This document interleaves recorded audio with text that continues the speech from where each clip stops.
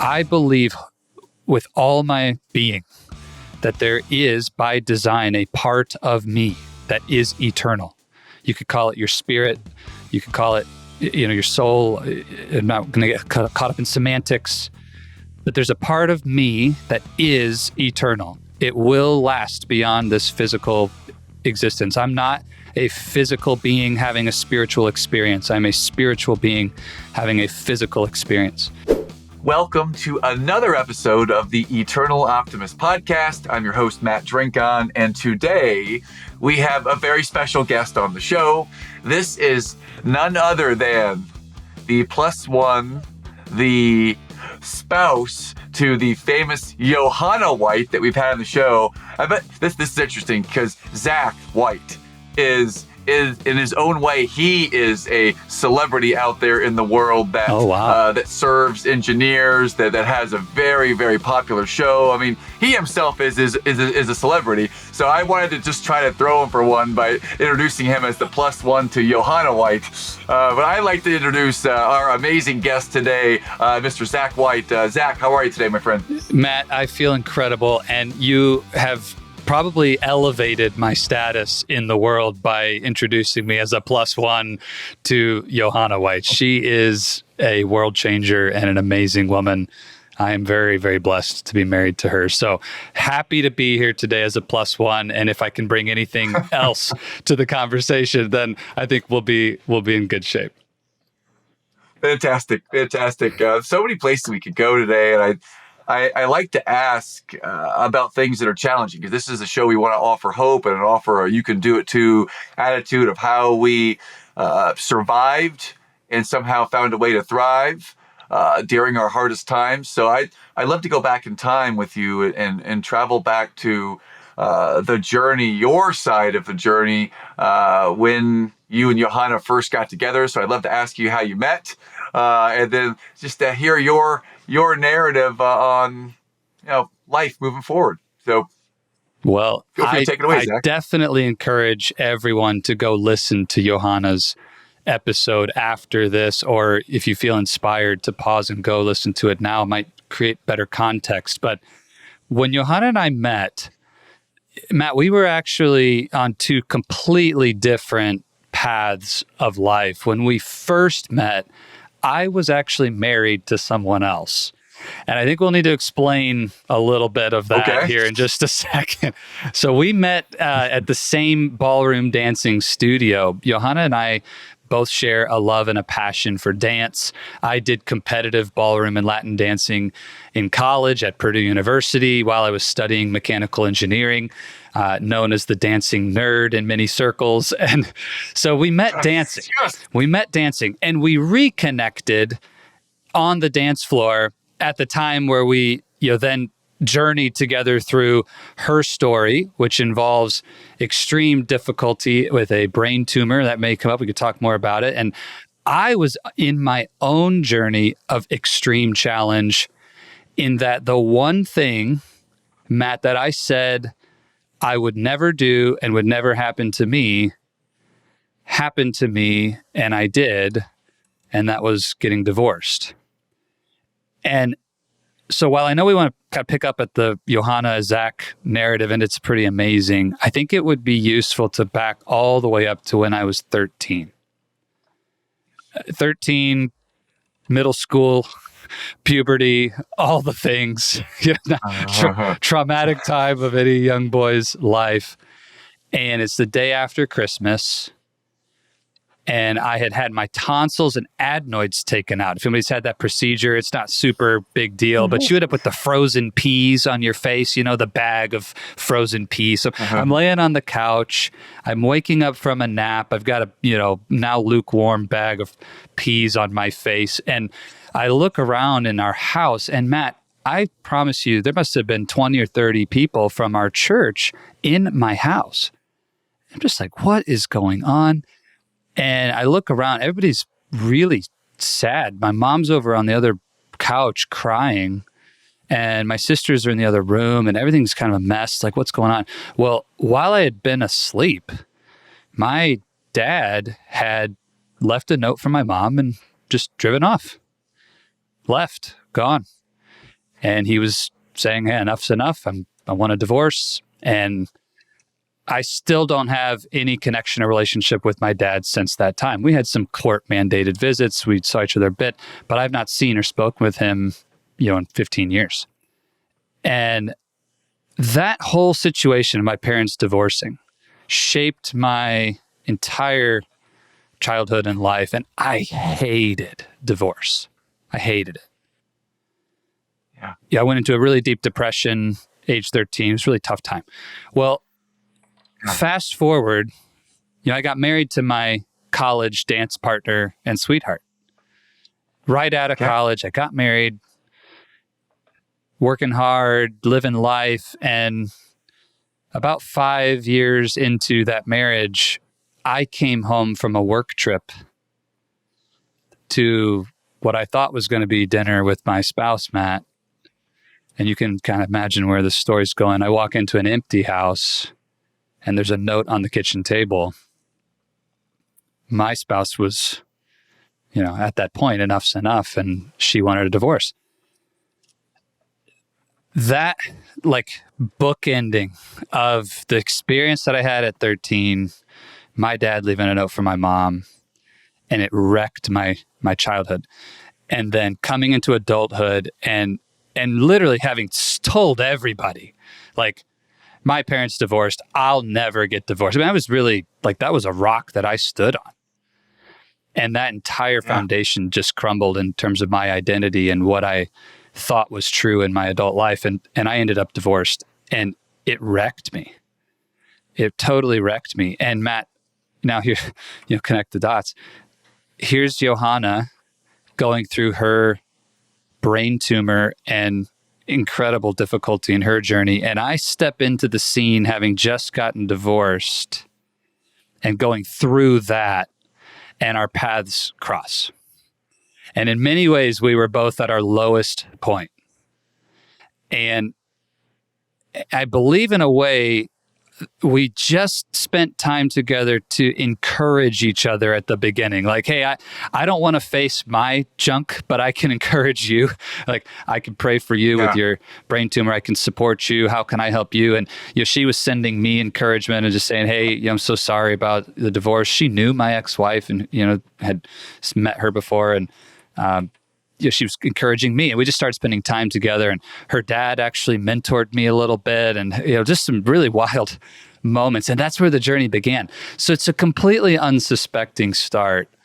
And I wish I could say I came in as the knight in shining armor and the big strong man who came alongside and helped her through this medical, trauma and difficulty of the brain tumor. But in a way, I was completely wrecked on my own, just working through my own baggage and leaning on her at times, and she was leaning on me at times. And it was just this perfect balance of neither one of us knew how we were going to move forward in life.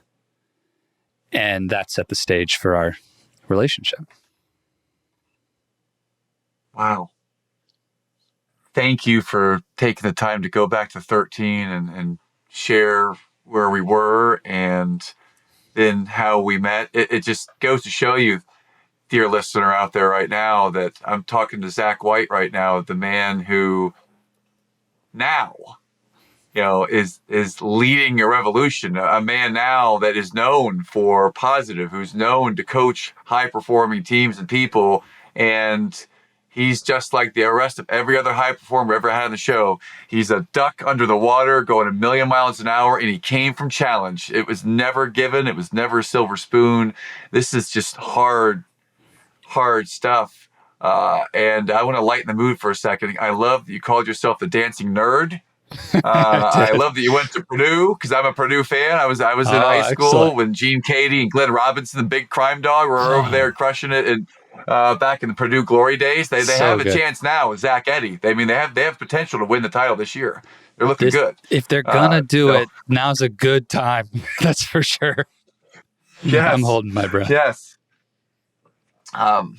So yeah, thank you for setting the stage for us. And now you've got your own stuff. Johanna has her stuff, and you come together and you're there to support each other, but you're not dealing with your stuff necessarily yet. You're simply supporting each other. And take us forward into when this may have become an actual relationship. Yeah. Of Yeah. when it was this is we're Facebook official now. I mean, Yeah. when did you Yeah. realize this is the woman you loved? Matt, it's hard to pinpoint that moment when it shifts from, wow, I just really love hanging out with this beautiful girl and she's so encouraging and it's so fun and almost a brother sister type of vibe at times, to like, oh, I could imagine this being a bit more, and ooh, like she's actually really, she's really hot. Like I like this girl. Those moments start to creep in. But in a way, what's interesting at the start of that is those feelings start to emerge. You almost suppress them at first. I did, because the context didn't feel right. Like, she's going through a brain tumor. She's about to have surgery. This is really serious. And I don't know if Johanna shared exactly these moments, but I'd have these kind of points of decision where it's like, you know what? I do feel confident that I want to date you as it'll be your boyfriend, not just a friend that you hang out with. That's something I want for our relationship. I got to a point where that felt clear, but Matt, here's where I kind of blew it. Johanna laughs about this. I knew that was true before I was ready to actually do it, because I still had this sense of like, I'm working through grief and trauma and like my own baggage of the divorce. And I want you, Johanna, to get a really great version of me who's ready for the relationship. And so I know I want it, but I don't feel ready. And instead of just keeping that thought to myself until I was ready, I told her that. We were at Steak and Shake. Engineer. I know. Such an engineer. I was like getting all analytical about it. It's like, I think she would benefit from knowing this. So we're sitting at Steak and Shake, and it's like the worst place ever. I'm like, hey, we're just here as friends, but I think one of these days soon we should start dating. That would be really great. And she's like, what? Are you kidding me? And, other moments where I did things like that. One was like right after she just had an MRI and gotten bad news about the brain tumor. And that was another point where I just had this epiphany where I was like, hey, you know what? I really think we should be together. And it's just like, she kind of makes fun of me. Like, Zach, your timing is the worst. It's the worst. But at the same time, I'll just say, for my own defense, I just was trusting, that kind of intuition around it and being courageous. Like, I think I need to say this. I just say it. And I'm not convinced that's always the best strategy. But sometimes in life, when you just know, you need to act quickly. Because if you don't act in the moment that you know, it'll pass, or fear will kick back in, or your old paradigm will kick back in. And so I'm actually, in spite of my terrible timing in Johanna's eyes, I'm proud of myself for not letting the moment pass. Because I might not have said it if I hadn't said it then. And if I hadn't said it, we might not be married today. Because let's be honest, Johanna's an extremely attractive woman, and there's a lot of guys who would have been happy to take my place in that relationship. So, it just kind of evolved. And there were these points where I just said, look, hey, I want to take this to the next level. And eventually, we made that decision. Like, all right, let's make it official. Now, here's what's weird, Matt. When you go from like dealing with each other's deepest, lowest points as just deep, close friends, you've already seen all the ugliest sides. And also, there hasn't really been a chemical or romantic side at all. So it was tricky to kind of make that switch, because we were so used to hanging out with dealing with each other's baggage, and so to kind of turn it into an intimate relationship was a strange journey. And I've never, haven't done it a lot of other ways, so I couldn't tell you if it's better or worse. I'll just tell you, it creates some really amazing benefits in the fact that none of the challenges scare you anymore. Because it's like, okay, we had a little tiff, we had a little fight, we had a whoop-de-doo. It's not a brain tumor, it's not divorce. Like, no big deal. So that's really cool. Oh, yeah.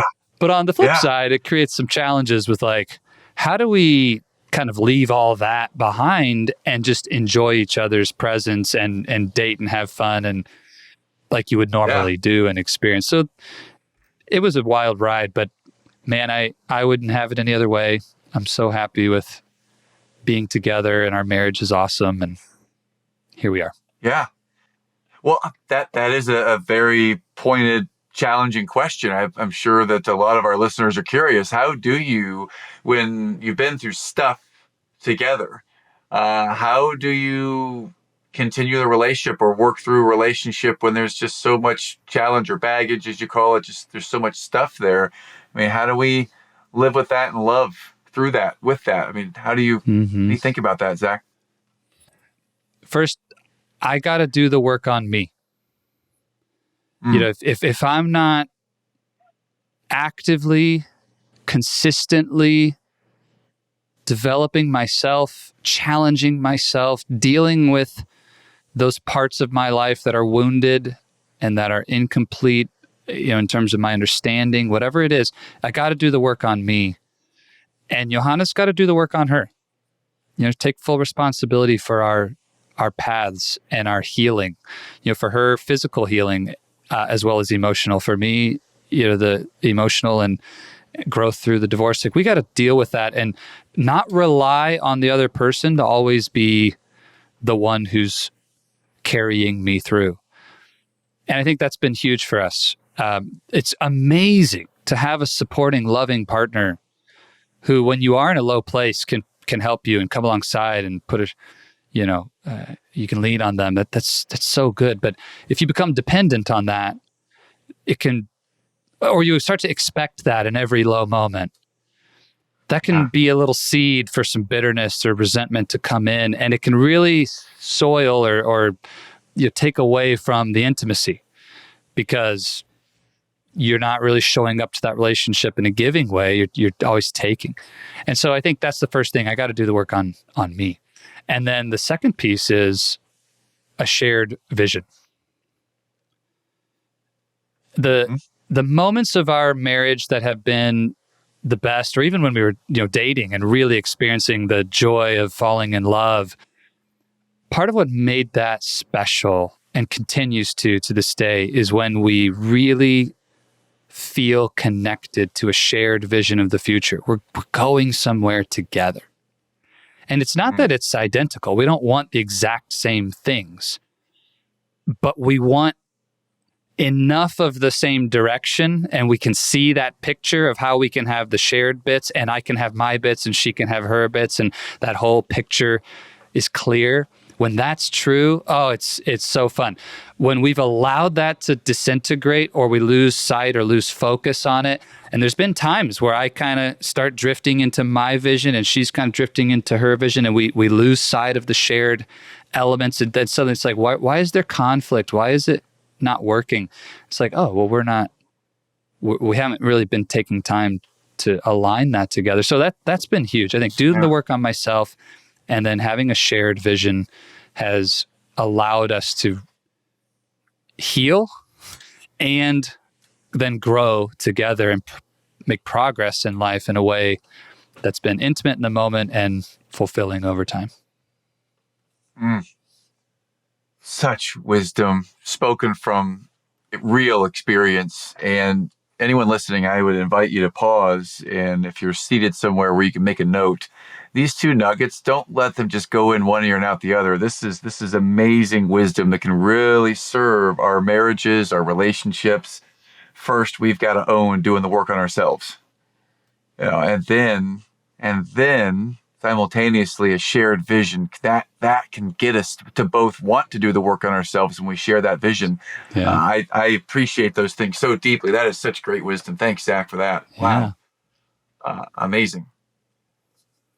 So let's keep moving forward. I'm so inspired by the nuggets of wisdom you have dropped so far, and you're so cool and calm about it. It's easy to be with you. Thanks, man. I'd love to go into talk about some of your business things, because I know you lead people in a very high level, and I'd love to hear a little bit about kind of the journey of your business career. If you could walk us through some key points there, we'd love to learn with you and hear you. Well, we already mentioned Purdue, And I am an engineer, mechanical engineer by training. I also got a master's in mechanical engineering from the University of Michigan. So I'm a Big Ten fan for sure, through and through. So go blue, boiler up. The career side of my life began working in big companies. I worked at Whirlpool Corporation, and that's where I was when I met Johanna, and had great success in my career there. But just to maybe connect the stories, after that divorce and the difficulty that I went through there, if I was taking that same story from the professional lens, I would describe it as a deep burnout. I really got into a place where career didn't matter anymore to me. It's like, forget this. I need to fix my life. I just went through this incredibly difficult personal thing. Who cares about all the work success? And while that was the right decision, Matt, the truth is there's something inside of me, and I believe it's by design, it's God's design, that wants to grow and be successful, that wants to make an impact in the world, that wants to expand and have influence. And that didn't go away just because I went through divorce and the depression and those things. It was still in there. And so I hired a coach. I was working with a therapist on the divorce stuff and the grief and the working on me, but I also hired a coach. And I told this coach, said, hey, I still really want to be somebody. I really want to be successful. I really want to get to the next level. But I've got to work on new strategies, because whatever I was doing before my divorce clearly was not working with being so focused on my career, working too many hours. My mind was always at work, even when I was at home. I made all kinds of mistakes, and hindsight's 2020. I said, I need to fix this. So I hired a coach, and I had this explosive success after the fact. Now, all these things combining, right? I've got doing the work on myself, healing from grief. I've got this amazing new relationship with a woman who's just the most incredible person you'll ever meet. And I'm working with a coach. It's like this upward spiral. I ended up with 5 promotions in 5 years, doubled my income. I mean, everything was going my way in my career. And I realized, well, wait a second. I love engineering. I love coaching. I'd really like to start my own business. And in April of 2019, I had this epiphany weekend where those 3 things, like I had this, I call it a download, Matt. I was just sitting in solitude and silence. I did a 3-day fast, and I was sitting there just listening and thinking and imagining my future. And it just like collided. Why don't I start a coaching business for engineers who are going through exactly the garbage that I went through that led to the deepest, darkest experiences of my adult life, and go help them have something better, help them dodge those bullets and create the success they want, not just in their career, but in their life. And I fell in love with that vision. It was like the catalyst of my purpose came together that weekend. And I went home, I told Johanna, said, hey, so I've got this idea. I'm going to walk away from this big multi-6-figure salary and 10 years of one thing that I'm really, really good at. And I think I'd like to go do something I've never done before, and it could completely bomb. What do you say? How do you feel about that? Yes! Awesome. And Matt, this is one of those moments where you're married to the most amazing woman in the world. She, without hesitation, said, when are you going to quit? Like, there was not a, is it a good idea? There was not a, like, hold on, can we afford this? What's this mean? It was just like, when does the bus leave the station? Like, how do I get on that bus? Where are we going? Like, Johanna was supportive from the very first moment I even mentioned the idea. And it was just weeks later, I turned in my 2 weeks notice, and I launched what is now the Oasis of Courage. And truly my life purpose and calling to do this work, and now coach full-time for engineering leaders who are some of the smartest, most incredible people you'll ever meet. But the fact is, intelligence and that know-how at work is not the only thing you need to create a life that you love. And we're helping them to experience what we call lifestyle engineering. we've got our mechanical engineering degree and our electrical engineering degrees and all those from the university, but you don't get your lifestyle engineering degree at Purdue. You get that from the School of Hard Knocks, and I went through it. And so now we're helping these leaders not make those same mistakes. And that's where I'm at today. Wow. Oasis of courage. Oh man, that's amazing. What a great story. And what a supportive spouse. That's what she said. Amazing. And she's amazing. Wow. Fantastic. Well, so what might, like, there's someone out there listening to this show, and I know that there are a bunch of people like us who are over communicators, analytical people, and engineering type mindsets who are listening to this right now and thinking, wow, that's someone that might coach someone like me.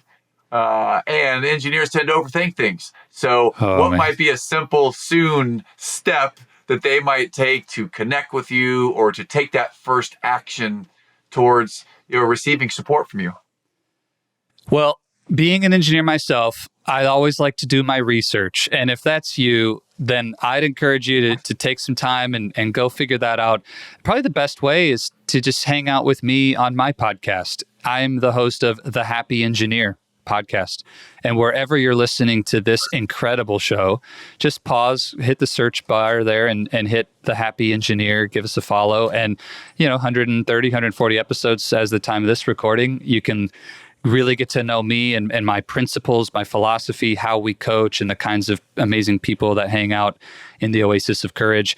But if you're having that moment of like, you need this, and we talked earlier about how my timing with Johanna wasn't always perfect, but at least I took action as soon as I knew. If you're listening to this and you're in that place where you need coaching and support in your career and in your life, then let's just do it. Let's make it happen. And you can grab your phone and text the word lifestyle to the number 55444. It's just that short code, one word, lifestyle, to 55444. And we'll send you a link. You can grab a time. We're going to figure out what's going on for you. And then we're going to give you a free coaching session and really build a roadmap for exactly what you need. And then if it's a fit to work with us to actually execute that plan, awesome. And if not, no hard feelings. We're going to part as friends. But I'd be really honored to support you. So that's totally free for being a listener here on The Eternal Optimist. Holy cannoli. I literally just texted it and I'm already gotten to, in about 8 seconds, I've already gotten to the booking page. This is incredibly automated and awesome.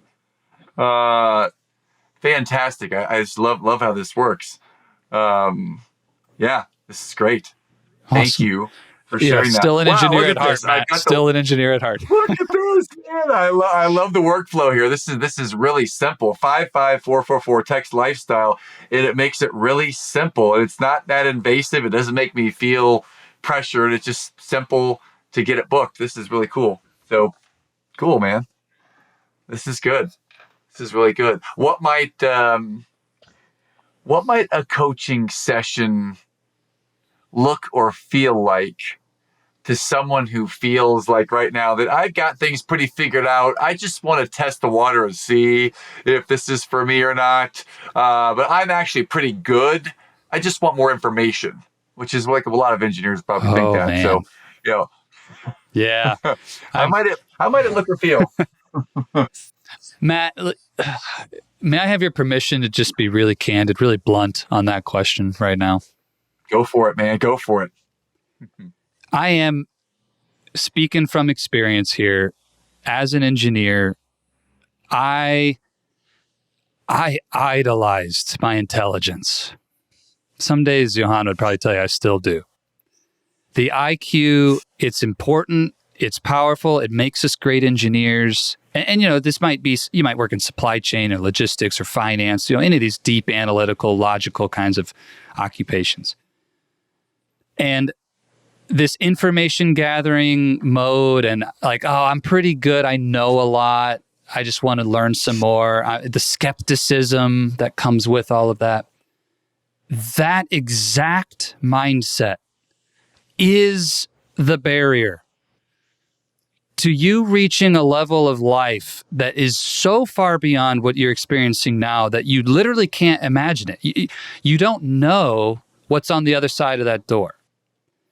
And so what would a coaching session look like? If somebody's truly trapped in skepticism and they're not willing to open their mind, then I'll tell you what it's going to look like. It's going to be kind of boring because they're going to have their guard up. They're going to just be looking for information. And I'm probably going to tell them honestly, then just go to the website and read stuff because we don't have time for this. We're here to change lives. If you don't want a transformation, then let's not waste each other's time.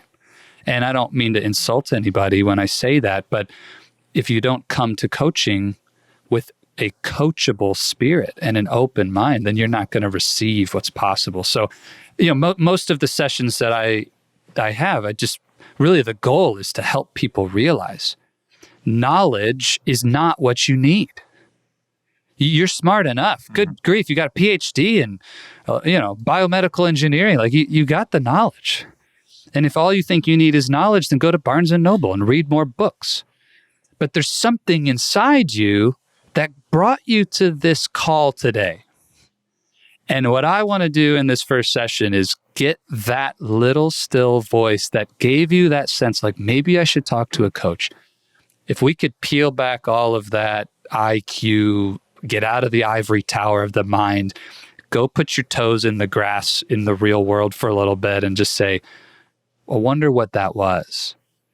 I wonder what's on the other side of that door. If you'll do that, man, I'll tell you, I've seen clients in 90 days go from lost, stuck, confused, frustrated, bored, angry, burned out, you name it, to on fire, happier than they've ever been, promotions, bonuses, new jobs. It's like unreal in just 90 days what can happen. But it only happens if you're willing to stop fact finding and just start coming in with that, like Bruce Lee would say, an empty vessel. Like, how can I add anything into your life if you come with a full cup, right? So dump that thing out and let's get going. So that's the truth. I don't want to scare anybody off with that, but in a way, maybe you do need jostled a little bit. If you're just fact finding and you're skeptical, that's going to keep you stuck. That is true. Thank you for being that transparent. And I hope that if you are someone listening, and I can attest, because I am here with Zach's energy. I can see him. I can feel him right now. If you're hearing this and you're on the bench and you're thinking about, I want transformation. I want to take it to the next level. I just don't know how. And you've been fact-finding and gathering information and reading and observing and you say you're going to study when I get to it. If you've been doing those things, if there's an inkling of something inside of you that says, let's try, then now is that opportunity. So, Zach, we know we can text 55444 and text lifestyle to schedule some time if we're truly curious and coachable and want to see that. Any other places we can go online, social media to find you and find what you're about? Absolutely. So Oasis of Courage is the umbrella where I live. It's oasisofcourage.com is my website. You can find the podcast there, all the information about our coaching and learn about me there on the website, oasisofcourage.com. And that's my handle on all the socials. So for YouTube, it's at Oasis of Courage. For Instagram and Facebook, you can find me there. I do spend most of my social media time on LinkedIn, and that's just under my name, Zach White. So being, in the professional side and working with engineers, that's where most of my personal time is spent, is on LinkedIn. So search Zach White. You'll find me there on LinkedIn as well.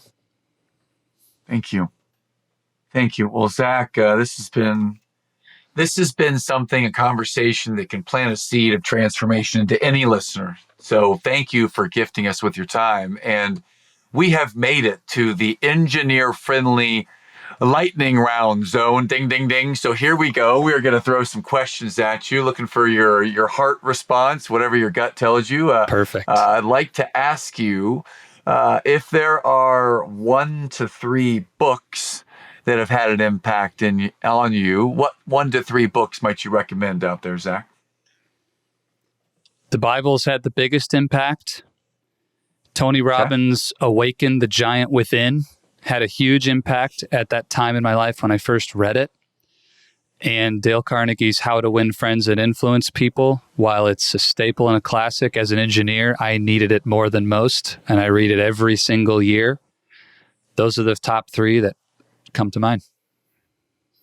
So glad you said that. And I want to pause on this one and maybe go off script a little bit, because those are three books on my shelf that are very important. I'm curious, is there a particular place in the Bible that is, you know, the inspirational place, the learning place? Just what might be a passage that comes up for you when I ask the question about the Bible? If it's me personally at this season of my life, I'll share with you, for those familiar with how the Bible's broken down, many books inside. There's the book of Romans, and in the 12th chapter of Romans, the first few verses, there's a section there that has been radically shaping my life as a coach now. And pardon if my paraphrase is not perfect, but it basically says to be transformed by the renewing of your mind. And when I think about what I do in coaching, it's about transformation. And how does that happen? It's by taking the things that you believe now that are not true, letting those things go and shifting your paradigm into a renewed mind. It's literally a new version of you. We're reconditioning your mind. We could geek out on the science, but that verse, that passage of Romans has been huge for me to say that God knew how coaching works before I ever knew. And I'm just learning how to use these same ideas. So that's been huge. If you're new to the Bible, I love the book of Proverbs because it's full of wisdom. Every verse is like a little wisdom bomb that can change your life. So if you want to check it out, that's probably a good place to start, is just jump into Proverbs and start reading. Thank you. Fantastic. And Dale Carnegie, Win Friends and Influence People. Such a personal story for me. It's the first book my dad ever gave me when he was selling Amway when I was in high school. I have the original copy on the shelf. It's in my little notes that I showed you serious earlier. First edition? Yeah. Not the first edition. It's the one your dad gave you. But it was the first book he ever gave me. And so I have that. I got it highlighted all over the place. Yes. And it's an amazing place. Is there anything that really kind of comes out for you just off the top of your head from How to Win Friends and Influence People you might share?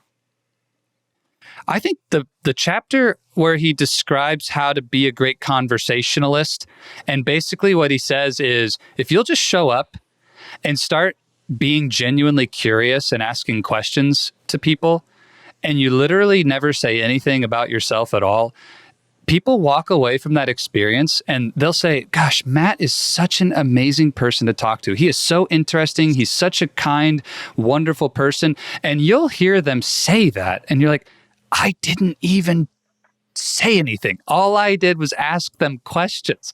When you master that skill, I mean, especially for engineers and nerds like me, that's a game changer for life, because now the awkward Christmas parties and the networking events are no longer terrifying. It's like, oh my gosh, all I have to do is show up with just honest and authentic curiosity about other people, ask them about their lives, their kids, their hobbies, their sweater, and they'll walk away thinking I'm the coolest guy in the room. Like, wow, what a hack. If ever there was a life hack, like, to me, that's a life hack right there. So yeah, I think that was my favorite lesson that I, to this day, just like, thank you, Dale. That was huge. That's so awesome. I love it. I love it because curiosity is a core value for me. So I love the idea of just going into conversations and being curious. And to build on that, one thing that I would add on top of that, or to the side of it, is the sweetest sound in the English language is the sound of anyone's name. Just say their name. I mean, it's great to say people's name. I toyed with the idea when we started the conversation. I toyed with the idea of introducing you as the +1 to Johanna, then say, this is Zach White. Everyone meet Zach. Just to see, I really want to try to throw off people that I know are like rehearsed, like public speakers that like could probably take anything and just keep rolling. So I wanted to test that. So Zach, thank you. Thank you for sharing everything today. Well, it's a testimony to the truth of your point, because as you say it, it grinds against my ears. It's like, gosh, that is not really. But it's like it doesn't sound good at all. It's like such a weird thing, subconscious. Yes. Like, oh, that's not how you say my name.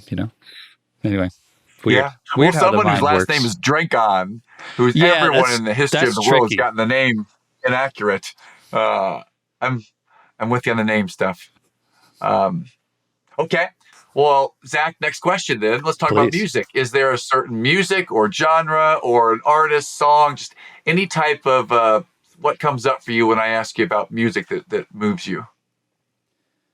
My relationship with music is that I've seen and experienced great music in almost every genre, and I don't have a favorite. So music to me it's like there's something in our DNA that dance and music uniquely tap into. It moves you emotionally without your permission. It's just like the music, if you go into that environment, it moves you. And so I think of music as a tool to help me experience and create the environment and the condition I want to be in.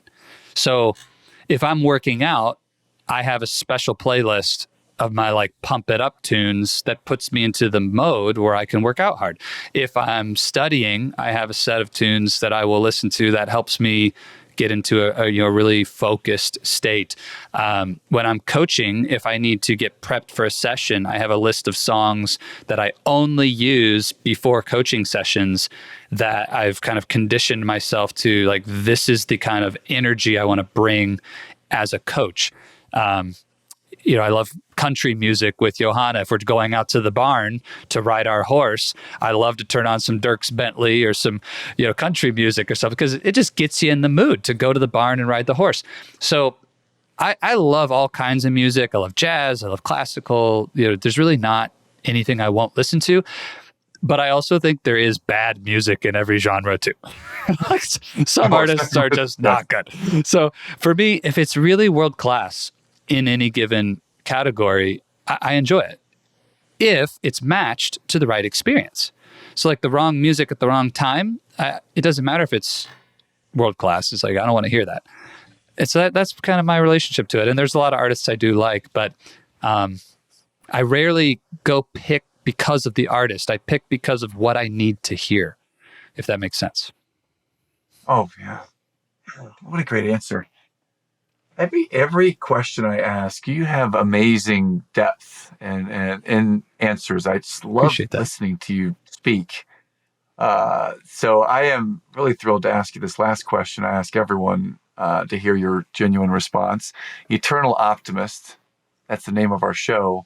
When I say eternal optimist, what might that mean to you, Zach? I'll link it back to your book question. And in the Bible, in the book of Ecclesiastes, there's a verse that says, God placed eternity into the heart of man. I believe with all my being that there is, by design, a part of me that is eternal. You could call it your spirit. You could call it, your soul. I'm not going to get caught up in semantics. But there's a part of me that is eternal. It will last beyond this physical existence. I'm not a physical being having a spiritual experience. I'm a spiritual being having a physical experience.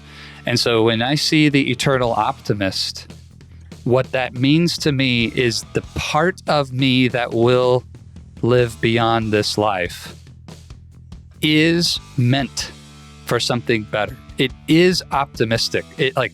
I think it's the truth in two words. Like the eternal optimist, that's actually the true part of me. If I'm experiencing pessimism, it's because I'm out of congruence or alignment with the part of me that is eternal.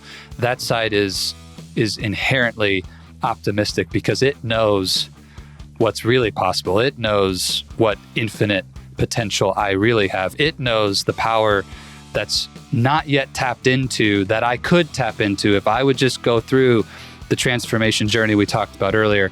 And so I love the name because I think Eternal Optimist is the truth about everyone.